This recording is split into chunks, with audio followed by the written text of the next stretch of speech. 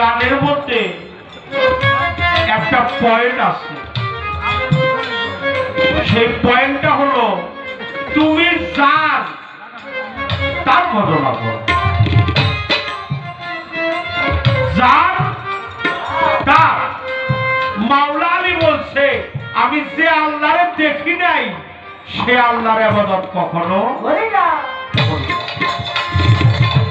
আসছে মাওলা আলী বলছে তুমি বেহেশতের আশা করিও না, দোজখের ভয়ও করিও না। বেহেশতের আশাও করিও না, দোজখের ভয়ও করিও না। বেহেশত দোজখের মালিক যে তার আশা করো।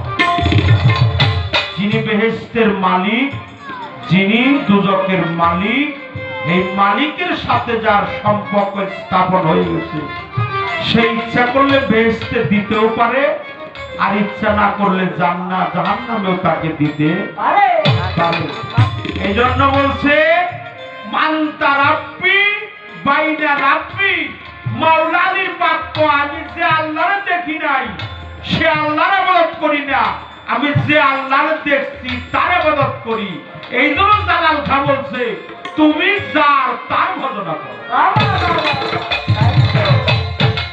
তুমি যার তার ভজনা করো, যার তার যার যার তার ভজনা করো, সবার না, তুমি যা, তুমি যার। নদিয়ার নিমাই বলেছে তুমি কার কে তোমার, জানে তা পুত্র ইহা না জানিলে জীবের কইছে কি হয়। তাই তুমি যার তার ভজনা করো, থাকিয়া মনে সংসারে তালাশ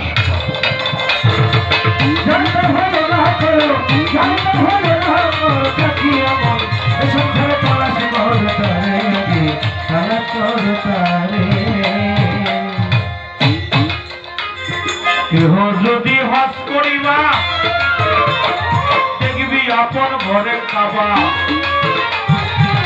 অতিশয় মনল বাতিল দরিয়ার পারে।